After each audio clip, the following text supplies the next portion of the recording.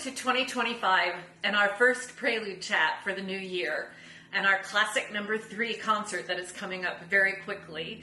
With me is Elizabeth Schulze, our music director. I'm Susan Wingrove-Reed, the education consultant for the orchestra and the principal keyboard player.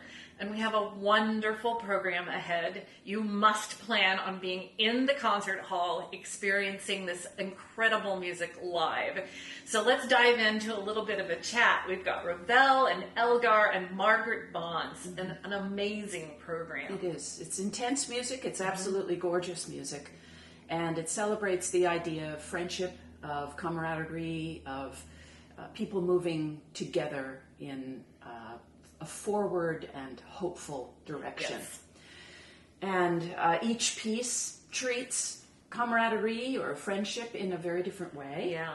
And we start off with Ravel, 4 dances from his piano suite that had 6 originally. Exactly. He orchestrated 4. He himself orchestrated 4, and some others orchestrated others, but we're not doing that. Yeah.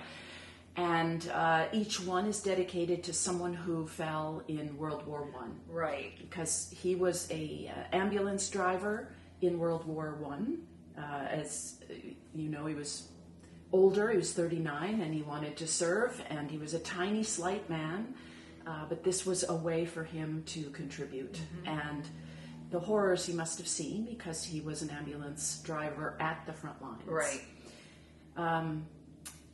Many of his friends fell, and you know, it was World War One is the war to end all wars kind of idea, and it's interesting that he chose an ancient form, the dance suite from the 18th century, to sort of distance himself from that horror, but at the same time memorialize. Well, I also read that he actually began the work before the war, Ah. but then he revisited the concept Well, there after you the go. war, and it had a new sense of immediacy Perfect. and expression. Yeah. But he was wanting to do a celebration of Couperin's life. Right.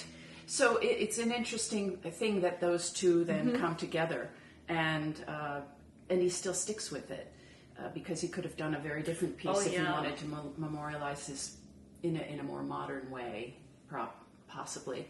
But to continue with a kind of joint homage. There's a little bit of Couperin in it. There's also Rameau and Bach and others, Right. in there. But what I love about his sticking with the dance is that the dance is the most visceral and physical of the arts. Certainly music making, you move, and you have to have a human being there and in the arts. But for dance, you need movement. You need human involvement. And it seems in some ways the most closely connected to the physical. And I think in some ways he brings them back to life with these dances. We don't know much about the people who he dedicated the works to. We don't know a whole lot. We know that they were either children of friends or artists or people that he knew. Yeah. People that he was connected with, either performing or through his publishing and things like that. But it doesn't matter. I mean, the idea is to sort of bring back to life the music of the 18th century in a new way, glorify it in a way, because I think unless you were a keyboard player, you wouldn't know Rameau or you wouldn't know Couperin very well. I mean, they weren't performed in the concert halls very often, except maybe on recitals, which usually have a smaller audience. And so in some ways, that neoclassic move that Stravinsky's well known for and others sort of revived an ancient art form. And in that way, he revived his friends through these memorials. There are some connections that I hear, especially in the Rigadon, the 2 boys who were killed. I think it was, the 2 boys were killed by the same bullet, the same shell on their first day in battle. Yeah, but it was horrific. their sister that he had been friends with all his life. Right. So it's a slightly removed, just sort of like the music is slightly removed from it. At any rate, dum da da dee, digga digga dum. That is a typical da-da-dee-da-da-da-dee, that's very Rigadon kind of melody, up and down, but in some ways the 2 brothers, one going up, one going down, this mirror images of the 2. It's perfect. Not only that, their last name was Godin, which is similar to Rigaudon, a little bit to the name of the dance. And then there's this one other one where it's the son of his very, very close friends, and it's where he went to recover after the war. His godmother's son. Right. Yes. And it's a minuet. And, the minuet is incredibly formal and very removed, but the trio has the most swell of angst, swell of lament in it that I can't help but think is related to, I'm sure, his experience of his friend's loss of her son. So there are some vague, evocations perhaps of emotions, but it is still beautiful, and it does give immortality to these young people and older people, including the artist who did a painting of Daphnis and Chloe that he had in his home. So a very famous artist who died at 39, and it was probably one of the rising stars of the Basque art movement in that border between France and Spain. So gorgeous music, elegant. The orchestra loves playing it, but it's a tour de force for our winds, especially our oboist, Naomi Stamoulis, who is playing beautifully. Yes. And it's very challenging. It demands a kind of precision, as much of early 20th century French music does. And Ravel's elegance. marvelous sense of orchestration and The color. Yeah. Oh, it's just it's really one of my favorite pieces. So it's a memorial, but it's life affirming. And it's life-giving. I mean, it literally revives. It brings to life these people again in the dance. Yes. And then we move to another piece that's quite different. It's from the 20th century, from the 1960s, by the famous, at least in my lifetime, famous Margaret Bonds, an African-American composer who was best known to me as a young musician as someone who was very much involved in the African-American movement, civil rights movement, an arranger of spirituals that were sung by people like Leontine Price and Marian Anderson and others, along with Florence Price's music. Her kind of an early mentor of Margaret Bonds was Florence Price, friend and mentor. Well, Florence Price was also Margaret Bond's teacher. Right. And Margaret Bonds was the first black artist to perform a concerto with the Chicago Symphony. Right. So, I mean, she was a musician of the highest level. Lovely. And studied at Northwestern, overcame a lot of prejudice there. When she finally received her doctorate, an honorary doctorate from Northwestern, you see a picture of her kind of smiling as they're handing her the award, when you realize that she was not allowed to live in the dormitories, nor was she allowed to go into the actual university library. She had to go to a public library to get books and information, which was just pathetic. And, well, I love this story. Yeah. I hope this is true, but that she actually sneaked into the school library at night and would read in the basement. And I thought that was in the public library that she found. I think it was the school. The books. And then Langston Hughes became an obsession with her in her readings. And then that led to a friendship later that was right. I mean, I seen it that she went to a public library. Okay. Who cares? Yeah, anyway. Not library, but she was sneaking. Yeah, and she discovered his poetry, and it spoke to her, and they became really good friends. And what really gives me that sense of, 6 degrees of separation, but except it's only 2, is that she taught Ned Rorem, the very famous New York-based composer, but who gained a great deal of notoriety through his very candid autobiographies and memoirs, and wrote some very formidable music himself. And he retained a friendship with her throughout. And he was a friend of mine, so it's kind of nice. I had not known that connection until I was studying this piece of music, which is one of the only works that I'm aware of that is purely orchestral. That's right. This is, in some ways, a crowning achievement. It was one of her later works. She did hear it performed once. It ended... The first iteration of it ended with a lament, and then when the Civil Rights Act was signed by President Lyndon Johnson, she added a much more benevolent final movement. The first is a condemnation, the first version, and the second is okay, things are looking better, we must forgive and move forward. And it's quite fascinating. It's a theme and variations based on I want Jesus to walk with me, a spiritual, which is in minor. It's a very, in some ways, it is girding for battle. It is the kind of the way that it's constructed, the way that it's set up, is I am going forward and I want Jesus to be with me, as opposed to Jesus, please, let me be with you, which is a different kind of experience. And so the beginning is the decision, and that was the decision to do the bus boycott. Martin Luther King, the piece is dedicated to Martin Luther King Jr., and he and his followers boycotted the buses in Montgomery, Alabama. And she actually, I don't know if she saw the bus boycott, but she experienced the ambience, the what was going on when she was down there touring with a music ensemble. Yeah. So she got to know people. She could feel what was going on down there, which was a lot of turmoil and a lot of rebellion against unjust rules and Jim Crow laws.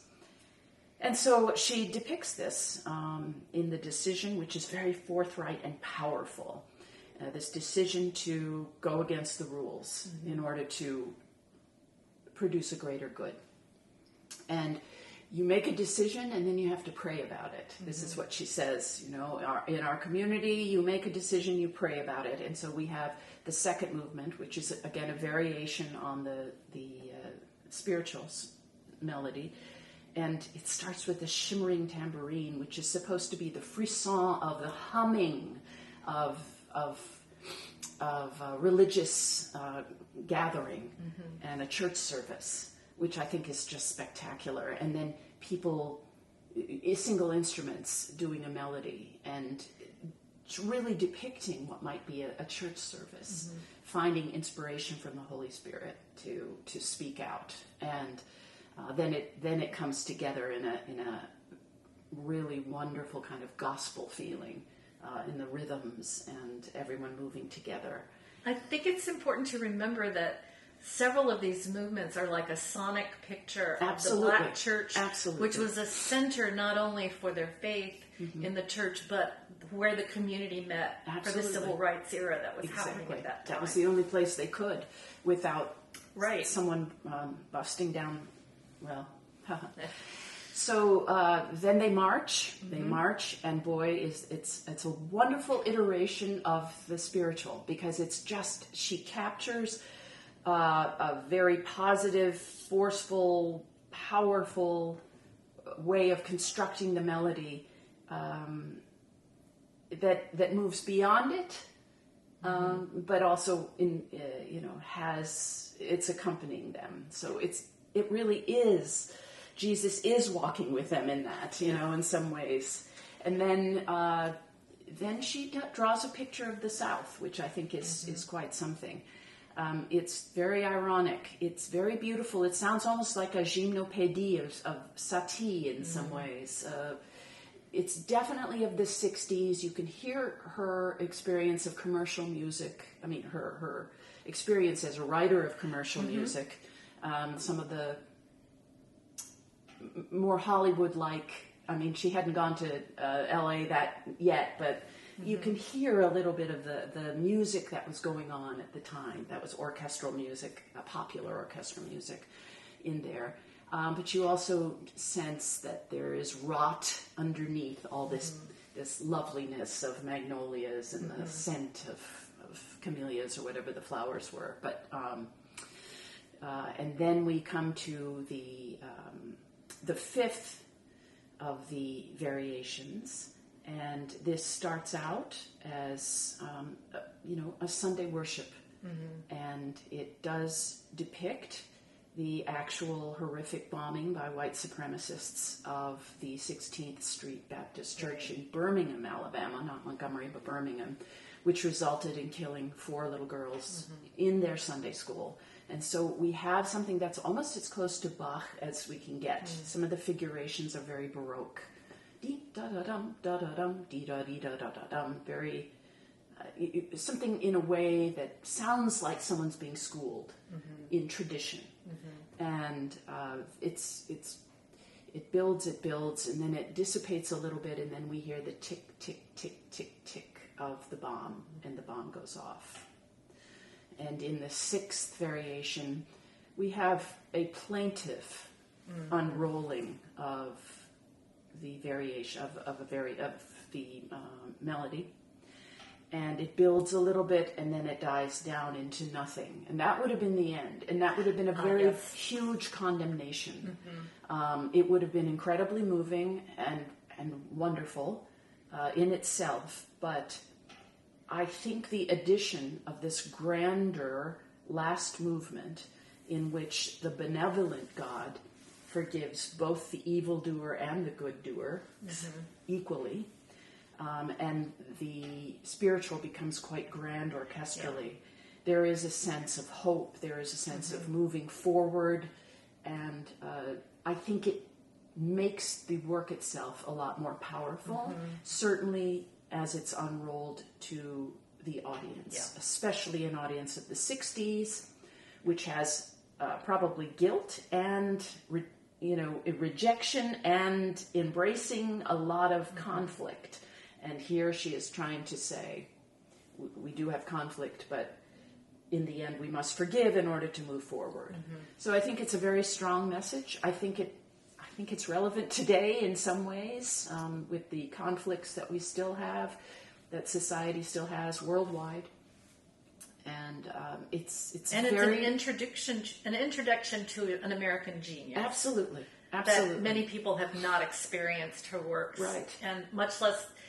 I think I also read that I agree. She attended that one performance, but then the work wasn't actually published until Hildegard Publishing came along. Yeah. It just sat in a box, and it almost was lost completely. A score in a box. Right. And then it was discovered, and it was published coincidentally with Theodore Presser helping and aiding. And it's like, now we have this amazing work that deserves to be played everywhere. I agree. The thing that really, when I think of how many lost voices we have, because her music, her airs, there was no will, like Florence Price, there was no will, so airs took over the music, and then they didn't know what to do with it because they weren't musicians or interested. Right.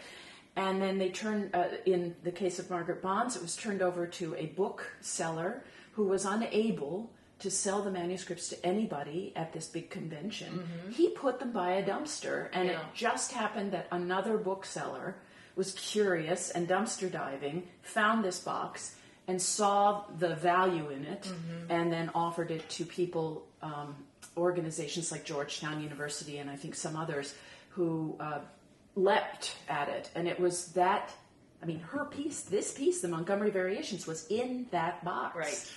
And it would have been lost forever, and only a little blip in a Grove Dictionary entry of musicians. And the same went with Florence Price, that all that music that was found in the attic of her summer home that had been dilapidated and almost lost. I just can't help but think of all the other folk who, wonderful voices, who are merely mentioned, if at all, in history books, and none of their works are left for us to actually know about. Only anecdotes. But she, thankfully, her music was revived by this rediscovery of her manuscript. So, yes. And thank you for programming this. Absolutely. And letting our community, our audience, and our musicians be exposed to this incredible score and message. It really is. And it is of our time. It is not so divorced from where we are. Right. It's only, half a century away, as opposed to hundreds of years away. And then we come to something that is 100 years, or a little bit more than 100 years old, and that's the Enigma Variations by Edward Elgar. This was the piece that put him on the map. He had written pieces before for symphony, other things, but they hadn't really caught fire in England. Boy, they had a chip on their shoulder, the English. Oh, yeah. They really suffered. There was just no great voice. You know, they didn't have Debussy or a Sibelius or a Beethoven they just didn't have anybody like that since Purcell. And there were absolutely eminent, wonderful 19th century composers who wrote very charming, and I can't help but think of Arthur Sullivan, who wrote the wonderful Gilbert and Sullivan, which are clever and absolutely more than capable of appreciating. But no one who kind of captured the world. And this one did, yes. This one did. It's again, an original theme, not a theme from a song or anything. He wrote the thing himself, and then 14 kind of characteristic pieces that were loosely based on the characteristics of some of his friends. Exactly. And eventually he put actual names to them, but we know that some of the movements had a couple names associated with them, so we're not sure. And then he wrote the program afterwards. He called it Enigma, or actually someone else might have called it Enigma.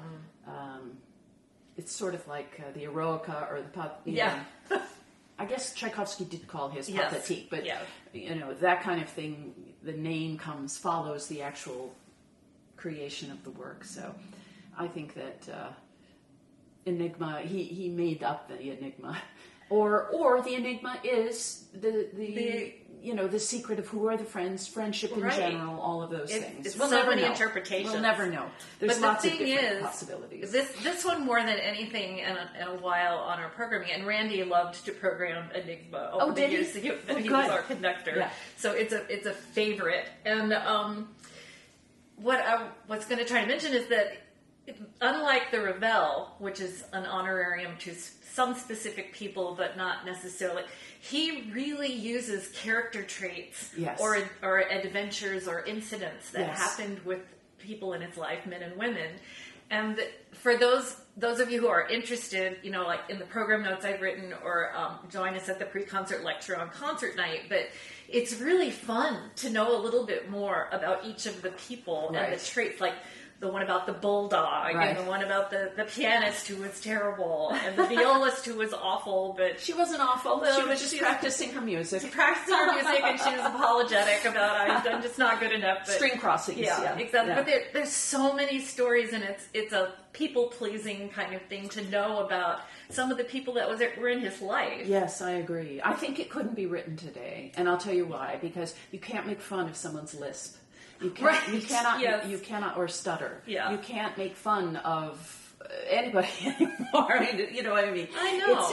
But these are actually, I think, endearing portraits. Very affectionate. I don't think anyone is being maliciously maligned in these characterizations. And the idea is, how would they write a variation on a theme? I think that was his conceit. Which is, rather than my picturing them, how would they look at my theme, which I think is the thing that goes through and is never spoken, which is Edward Elgar, which really, come on. The theme itself has the rhythm of his name forward and backwards. Elgar, Edward. And his deep love for his wife, Carolyn. That comes out. Which is a huge element in several of the movements. My goodness.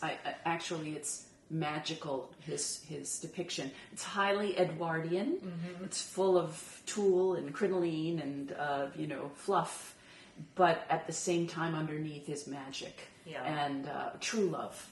Yes. And devotion. And she was essential to his life. Yes. Even if he had a wayward eye, she was essential. He was a troubled person.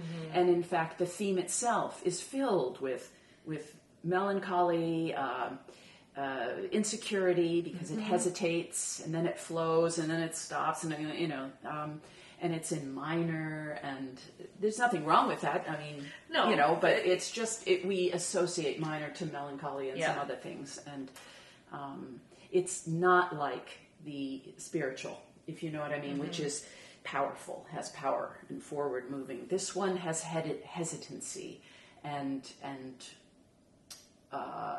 second thoughts in some ways, which I think is wonderful because it offers an opportunity to really ruminate in different ways. Oh, yeah. And change and transform. The variations are each so distinctive and different. Yeah, yeah. And then the final one is very heroic. Yeah. And it's him putting on all his armor and being very shiny and, St. George himself. Yes. Things like that. So, it's a wonderful concert full of well-known music, new music for most of our listeners, including myself and including our orchestra. I think a youth orchestra has played one movement, a youth orchestra that was somewhere near here. I don't know if it's here or if it's a regional thing. Might have been, yeah. But the piece itself, I don't think has had much of an outing here in Alaska, and certainly not by the Anchorage Symphony Orchestra. So this is a premiere for us. And so far, I think people have really taken to it. It's so funny that something that is so close to us in time can still need interpretation and need care. It's not an automatic thing to play music of your time, and which is surprising. In some ways, the jazz or the gospel and the blues and other elements. You know how that should go a little bit more. It's inbred into us as a society, but at the same time, there are things that need explanation, that need care, and she even writes it into the music. You must play this with love, or this has to have pathos. Now, how do you play something that has four square marching going on, and yet what is the pathos? How do we create that? For me, it's a slowing down and then a moving forward, which is very much what Beethoven does in the Funeral March. Yeah. There's these places where the emotion overcomes you and you slow down, and then you have to keep trudging on. And I think in some ways that's how I see it.